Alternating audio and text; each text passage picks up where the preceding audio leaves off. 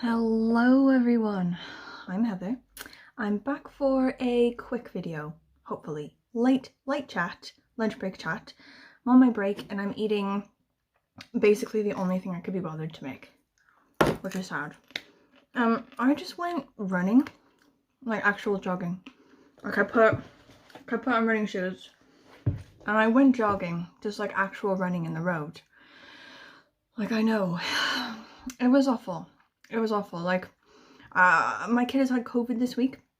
So normally I ride my bike with her to school. I drop her off and then I go to the office and then I maybe like go out, you know, with friends or something, or like meet at the cinema. But because my kid has had COVID and I've been like uncomfortable meeting people, you know what I mean? I've been working from home, you know, I didn't go to any of those things. Like I've just basically like been stuck in my house just eating food, and I just felt like I needed to go out and have exercise, even though I don't normally do that. Like I found this 12-step program, like the NHS offers like a 12-week exercise program. It's like a 12-stepper for sluggos, like people who've like affixed themselves to their house and won't leave. Like that's me at the minute. And it was awful. It was so traumatic. Like I've had to pour myself a drink. It was awful. Like I know you're supposed to drink like water after you go running, but like to be fair, this does have soda water in it. Anyway, I only have a couple of books to go over because my life has been very booktube prize focused lately. I know, I just wanted to show you my bracelet. A bracelet made of paper. Does it fit? Does it only fit you? No, I think it fits you. I cut at the end so it would fit everyone. Oh, it probably fits you better though, doesn't it? Like your hand's a bit smaller. Yeah. Oh, I love it. It's lovely. Anyway, my books that I've been reading have been like really like either part of this round, BookTube Prize, I can't talk about yet, or like part of last BookTube Prize round, which I did like a long sploogy video for already. So I wanted to just talk about the books that were smushed in between projects. Like I had like a Dowie-thon project and I had like BookTube Prize and all these like projects I was doing. But in the smushed middle of that, I had California themed books for when I went to Disneyland, and I have yet to say anything about them. Also, can we chat lightly about the motherfucking Hay Festival, right? Hay Fest tickets have gone on sale. I have purchased several of them, and we're gonna have a light chats about that as well. Okay, so the first book that I just recently finished is actually for the 90s book club, for Bert's like my so-called book club, and it wasn't one of the books that I took with me to California, but it is California based and fits with my theme, right? So it's Thrill by Jackie Collins. And like I did vote for this one. I'm not gonna lie to you, I envisioned it being awful and a train wreck of a book, and still voted for it because sometimes that's just what you're looking for. And it was awful. It was a piece of shit book, and I fully enjoyed it. Like it was like the book version of like a really trashy B movie about Hollywood and like lust and betrayal. It had like all of the elements of everything awful that could ever happen to anyone, and every awful emotion that anyone could ever feel guilty for.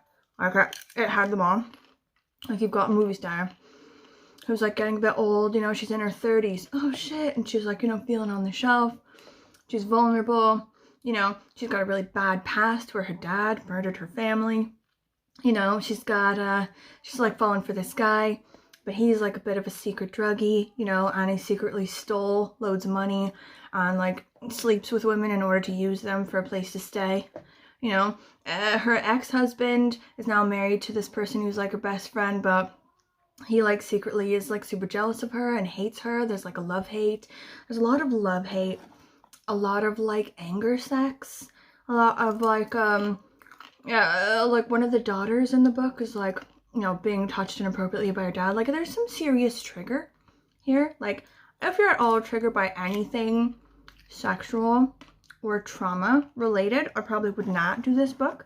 And no one would fault you for not giving it a go. Basically, the ideal reader for this book would probably be someone who was like at a really rough place in their lives. They're sort of on the edge to the point where they'd probably shame themselves into randomly going jogging for the first time in like 10 years and then pouring themselves a vodka for lunch. Like, I don't know if there's that sort of person out there somewhere. But I feel like it would really hit with that sort of person. Anyway, I fully enjoyed it. Like, I think for me, it's gonna be like a 2 or 3 stars because it was awful, but that doesn't mean it wasn't fun. I enjoyed that shit immensely. Okay, so the books that I brought with me to California, I brought 3 of them, and I only read 2 of them. The third one I didn't get to was The Gunkle, okay? Like, about like a gay uncle who like takes on the care of these kids, right? But I'm annoyed that I didn't get to it, especially because there's gonna be like a queer book swap at the end of this month in this like bookstore in town, and I can only think of one book. I found one book that I've already read that I can swap as part of that, Kitchen Banana Yoshimoto. But if I'd read The Gunkle, I could have like used that as well. But anyway, I only got to 2 of them. First one being Apt Pupil by Stephen King. This is a novella, but I think it was originally published as one of the 4 short stories in different seasons to that book. Like, it had like The Body, you know, that like Lean on Me movie, like the story for that one, and also Shawshank Redemption. I think they were all together in this book, and then now they've issued them as separate books. Anyway, so this, like, roughly, okay, this kid finds out that his neighbor is actually secretly not this delightful German grandpa, you know, but actually is like an escaped Nazi death camp like guy. You know, he was like head of this notorious like death camp, and he's escaped justice, and he's pretending to be this like kindly German old man in California, and this kid finds out, and he goes and basically blackmails him, you know, and he's like, I'm gonna tell everyone who you are if you don't tell me all of like the seedy details of all the death camps, you know. And he like makes him dress up like an SS officer, and he's super creepy, right? Like, when I originally read the back of this and sort of thought, oh, what's it gonna be about, I thought, I don't know, this like German guy was gonna be super evil, and he was gonna, like, the kid was gonna accidentally find out too much about this like evil guy. Like, I don't want to give it away because it was pretty good and pretty nuts. I gave that 4 stars, but it definitely wasn't that. Turns out the kid's pretty creepy. I'll just say that. And yeah, like, Stephen King is just the effing master. I think it takes me now, being in my 30s, to fully appreciate Stephen King. Like, I was never really into him before, and I read a couple of his things when I was like younger. I didn't fully appreciate it, okay? 20s me was wasted on Stephen King. I have fully come into my Stephen King period, and I'm loving it. Okay.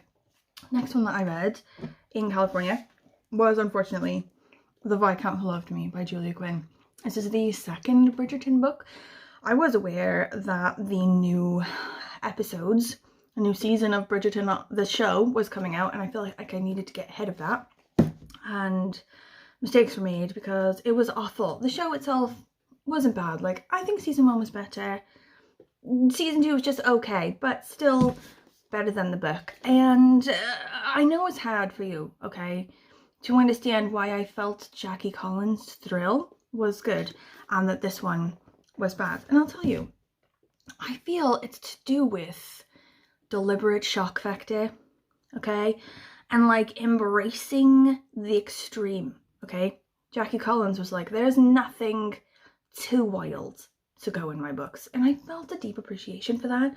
Like, you're like, this book is wild, you know, it's not gonna get wilder, and then it does, and you're weirdly prepared for it, okay. Like, oh, that's happened now, and you're like, okay, to be fair, that's not, you know, outside the realms of what, you know, in this world that she has created for it. This, however, I just felt to be repetitive bullshit. It was just like the worst of every romance book ever, just over and over and over again, you know? Like, it was boring as balls. Like, the sex scenes weren't even very good, and that's really saying something from someone who drinks vodka at lunchtime, okay? The sex scenes were not good. and I just got tired of it really quick and then just had to finish it because I didn't want to DNF that. I don't know why. So I'm going to go with 2 stars on that. I feel like you should not read it unless you've already read it and love it, in which case I'm sorry. Okay, so Hayfest. Hay Festival, if you don't know, is a literary festival in rural Wales, in Hay-on-Wye, which is like the world's very first town of books. Just like every shop there, everything, every building in this town is some sort of bookstore, or like, you know, related to books in some way, like it's a journals store or something like that. It is amazing. It's my favorite place on earth. And Hay Festival, the actual literary festival, hasn't been in person since 2019 because of the pandemic. I used to go every year, and I haven't been since 2019 because I sort of feel like the online version of it was just, I'm not here for it. I'm not here for it. I want to go. I want to go be in the countryside with all of these like literary megastars and just be enlightened, you know, by the mere presence of them in this rural wilderness. Anyway, it's amazing. It's like this massive tent. They just put it up like just outside the town, and it's just like loads of crowd, like little like book stalls, little like craft stalls, like food, amazing food, like food carts. Like it's amazing. And that's even before you get to the actual talks. So like the authors come and they talk about the books they're working on, you know, the books they've just published. Sometimes it'll be an author just chatting about bullshit that you had no idea they had any interest in which they've never published anything about. Do you know what I mean? Sometimes you get like politicians or like former politicians. Like I went to see Bernie Sanders there once. It's just the weirdest crowd. And it's amazing. And they have kids things there as well. So I'm going to have like a 2-weekend thing. First weekend, I'm going to take my kid up. We're going to do camping because they have like camping things nearby. You can like set up a tent and then walk to the festival site. If it's raining, it's cool. It's cool. We are just living that Wales life, getting like fucking wet as shit and going to a literary festival. And then the next weekend, I'm going to go with my friend Rahaf. And we're going to see like more grown-up stuff, which I'm excited about. Right. Okay. So in the first weekend, I'm going to see Dom Conlon, who writes these like Wild Wanderer books, right? Like, what are the names of them? They're like Shine, Starshine, Swim, Shark Swim, like this. So they're a bit young for my kids. Like they're maybe, you know, sort of preschool, kindergarten sort of age, and my kids, you know, like 7. But I reckon she'd still like it because she used to like books like this, like relatively recently. And also the thing, so he's not just going to do a talk and come, but it also says, takes children on a journey through the natural world to see how hares adapt to climate, how sharks protect the air we breathe, how the wind brings life to the Amazon rainforest, and how life without light would be a difficult thing. Children will leap across the room and make their own wild wanderer stories to take away. Okay, so that's gonna be amazing. Also, Daniel Morden, who does like dark tales from the woods or like weird tales from the storyteller, like those kind of thing. And that is sort of more age appropriate to my kid. Like it says, you know, like 6 and 7-year-olds. And it says, expect magic, spells, flying ships, mysterious strangers, dastardly kings calling out, joining in, foolishness, and terrible jokes. My kids are gonna love the shit out of that. She's gonna love the shit out of that. And then also I've booked a make and take crafting thing where you just like go and like make shit. I don't even know what it is. It only cost me £3. It's for like a 4-hour span of time, and my kid can get messy and creative with some sort of effing craft. I reckon I'm gonna drop her off there and then go get a drink and then come back and see what she's made. It'll be awesome. Unless I can also craft. It says between 3 and 11 years old to do the crafting, but if mommies can also do the crafting, that would be better than drinking, but really the only thing that would be better than drinking. Then on my grown-up weekend, I'm gonna go with Rahaf and potentially one other person, I don't know. There are 3 tickets. We'll see, right? So first one, Elif Shafak, and then second one, Bernardine Evaristo, okay? And then third one is like this letters thing, right? Where actors and poets read out like poetry and letters to like a crowd, and it's like a bunch of people who do it, and they've already said that Benedict Cumberbatch will be one of the people. Oh my god. And it's for like charity. It's for like Ukrainian refugees or like something like that. It's just going to be banging. It's going to be so amazing. Like the Elif Shafak talk, I think is going to be about her newest one. Missing Trees, something. I'll put it up. Someone to do, I think it takes place in Cyprus or something. I have not read that one yet. I've read quite a lot of her other ones. I've not gotten to that one yet, and I was going to wait to see if I got it in the booktube prize, because I was just going to wait for that. But now I'm like, I should definitely devour it before we go, and we go beginning of June, first weekend of June. So I think I'm going to try to read that one. Also, I'm going to try to read Bernardine Evaristo's Girl, Woman, Other, because her talk, I think, will be roughly about this one. It says something about like women empowerment and blah, blah, blah. But I think it will also be about this. So I'm going to try to read this. Like, I'm going to be honest with you. I tried to bin this book. I tried to give it away without reading it because I had a change of heart and thought potentially I don't want to read this book. But I'm glad I saved it before I gave it away, because I obviously need to read it before I see Bernardine Evaristo in Hay. Anyway. I'm so excited. Oh my god, like, first Hay festival in 2 years, like, it was gonna be the best. Right, like, moving on lightly, just quickly, to the books I'm reading now. So, vast majority of them are booktube prize related, and I'm gagged on that, can't say.